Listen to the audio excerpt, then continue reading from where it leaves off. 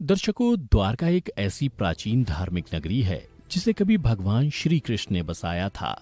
हिंदू धर्म में द्वारका को 7 सबसे प्राचीन नगरों में से एक माना जाता है। बाकी 6 नगर हैं मथुरा, काशी, हरिद्वार, अवंतिका, कांचीपुरम और अयोध्या।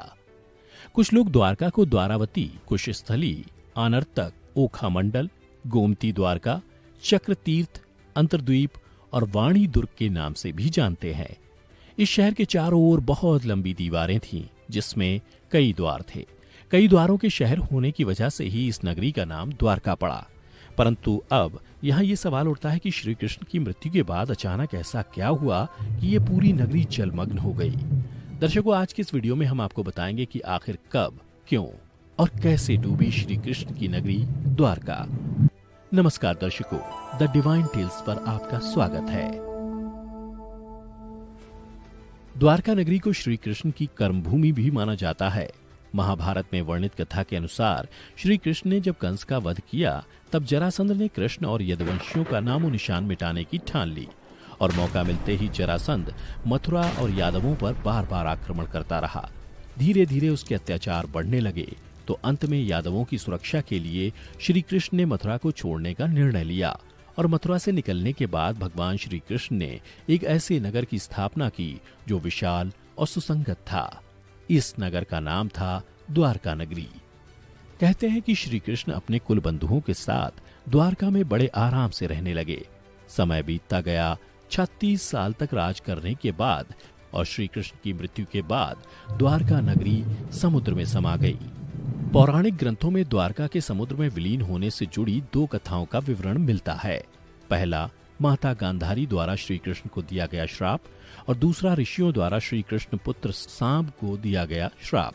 कथा के अनुसार महाभारत युद्ध में कौरवों पर विजय प्राप्त करने के पश्चात जब युधिष्ठिर का हस्तिनापुर के राजमहल में राज तिलक हो रहा था, तब कौरवों की माता गांधारी ने अपने 100 पुत्रों के वध और महाभारत युद्ध के लिए श्री कृष्ण को दोषी ठहराते हुए श्राप दिया कि जिस प्रकार कौरवों के वंश का नाश हुआ है, ठीक उसी प्रकार यदुवंश का भी नाश होगा। जबकि दूसरी कथा के अनुसार महाभारत युद्ध के 36 वर्ष पश्चात द्वारका में तरह तरह के अपशकुन होने लगे। तब एक दिन महर्षि विश्वामित्र, कणों, देवर्षि नारद आदि द्वारका आए। वहां यादव कुल के नवयुवकों ने उनके साथ परिहास करने का सोचा। इसके लिए वे श्री कृष्ण के पुत्र सांव को स्त्री वेश में ऋषियों के पास ले गए और कहा कि ये स्त्री गर्भवती है। आप लोग बताइए कि इसके गर्भ से क्या उत्पन्न होगा। नवयुवकों के ऐसा कहने के बाद ऋषिगण ध्यान करने लगे और जब उन्हें पता चला उनके सामने ये सभी जिसे स्त्री बता रहे हैं वो वास्तव में एक पुरुष है, तो उन लोगों को बड़ा क्रोध आया और फिर उन्होंने नवयुवकों से कहा, तुम लोगों ने हमारा अपमान किया है, इसलिए श्री कृष्ण का यह पुत्र एक लोहे के मूसल को जन्म देगा, जिससे तुम लोग अपने समस्त कुल का संहार करोगे। उस मूसल के प्रभाव से केवल श्री कृष्ण व बलराम ही बच पाएंगे। उधर श्री कृष्ण को जब ये बात पता चली तो उन्होंने कहा, यह बात अवश्य सत्य होगी। मुनियों के श्राप के प्रभाव से दूसरे ही दिन सांब ने मूसल को जन्म दिया। जब ये बात राजा उग्रसेन को पता चली तो उन्होंने उस मूसल को चुराकर समुद्र में फेंकवा दिया। इसके बाद राजा उग्रसेन व श्री कृष्ण ने नगर में घोषणा करवा दी कि आज से कोई भी वृष्णि व अंधकवंशी अपने घर में मदिरा तैयार नहीं करेगा और यदि ऐसा करता कोई भी व्यक्ति पकड़ा जाएगा तो उसे मृत्यु दंड दिया जाएगा। घोषणा सुनकर द्वारकावासियों ने मदिरा नहीं बनाने का निश्चय किया, परंतु फिर भी इसके बाद द्वारका में भयंकर अपशकुन होने लगे। प्रतिदिन आंधी चलने लगी, चूहे इतने बढ़ गए कि मार्गों पर मनुष्यों से ज्यादा चूहे दिखाई देने लगे। उस समय यदुवंशियों को पाप करते शर्म नहीं आती थी। उधर नगर में होते इन अपशकुनों को देख भगवान श्री कृष्ण समझ गए कि कौरवों की माता गांधारी का श्राप सत्य होने का समय आ गया है। उन्होंने देखा कि इस समय वैसा ही योग बन रहा है जैसा महाभारत के युद्ध के समय बना था। फिर श्री कृष्ण ने यदुवंशियों को तीर्थ यात्रा करने की आज्ञा दी। श्री कृष्ण की आज्ञा से सभी राजवंशी समुद्र के तट पर प्रभास तीर्थ आकर निवास करने लगे। प्रभास तीर्थ में रहते हुए एक दिन सात्यकी ने आवेश में आकर कृतवर्मा का उपहास उड़ाया और अनादर कर दिया। कृतवर्मा ने भी कुछ ऐसे शब्द कहे कि सात्यकी को क्रोध आ गया और उसने कृतवर्मा का वध कर दिया। यह देख अंधक वंशियों ने सात्यकी को घेर लिया और हमला कर दिया।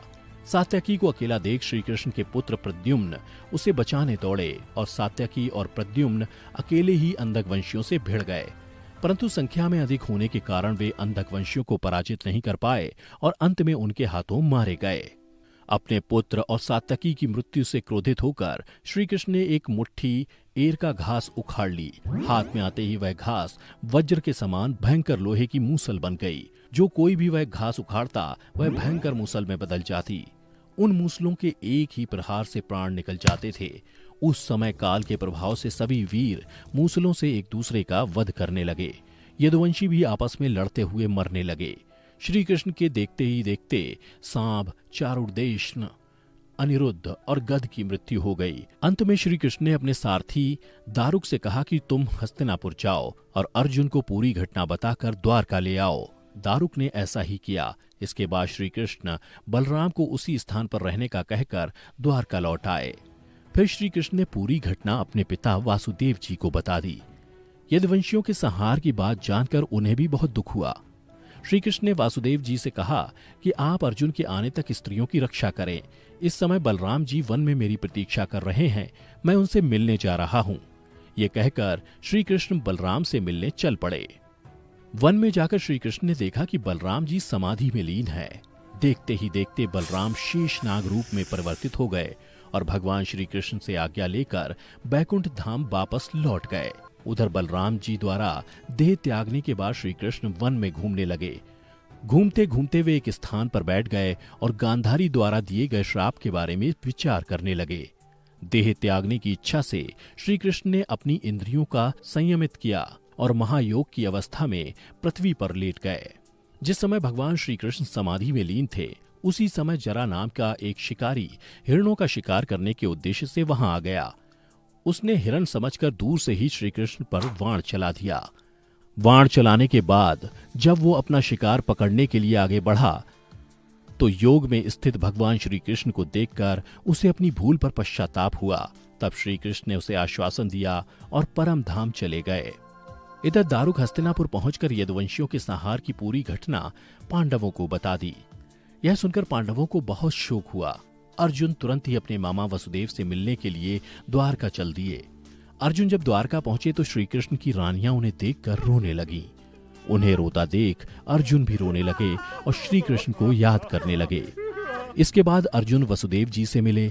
वसुदेव जी ने अर्जुन को श्री कृष्ण का संदेश सुनाते हुए कहा कि द्वारका शीघ्र ही समुद्र में डूबने वाली है, अतः तुम सभी नगरवासियों को अपने साथ ले जाओ। उसके बाद अर्जुन अपने साथ श्री कृष्ण के परिजनों तथा सभी नगरवासियों को लेकर इंद्रप्रस्थ की ओर चल दिए। उन सभी के जाते ही द्वारका नगरी समुद्र में डूब गई। यह दृश्य देखकर सभी को बड़ा आश्चर्य हुआ और 2005-2007 में भारतीय पुरातत्व सर्वेक्षण के निर्देशन में भारतीय नौसेना के गोताखोरों ने समुद्र में समाये द्वारका नगरी के अवशेषों को खोज निकाला, जो इस पौराणिक कथा की प्रामाणिकता को साबित कर चुका है। इस खोजी टीम को समुद्र में 560 मीटर लंबी द्वारका की दीवार भी मिली। इतना ही नहीं, उन्हें पौराणिक समय के कुछ बर्तन भी मिले जो 1528 ईसा पूर्व से 3000 ईसा पूर्व के हैं। खोजकर्ताओं की माने तो समुद्र की गहराई में मिली ये नगरी लगभग 9000 साल पुरानी है। तो दर्शकों, उम्मीद करता हूं कि आपको हमारी ये कथा पसंद आई होगी। अगर पसंद आई हो तो ज्यादा से ज्यादा लाइक और शेयर करें। साथ ही ऐसी ही पौराणिक कथा की जानकारी के लिए अभी हमारे YouTube चैनल को सब्सक्राइब करें। इसके अलावा अगर आप हमारी ये वीडियो फेसबुक पर देख रहे हैं तो हमारे पेज को भी लाइक करें। इस वीडियो में बस इतना ही। अब दीजिए हमें इजाजत। आपका बहुत बहुत शुक्रिया।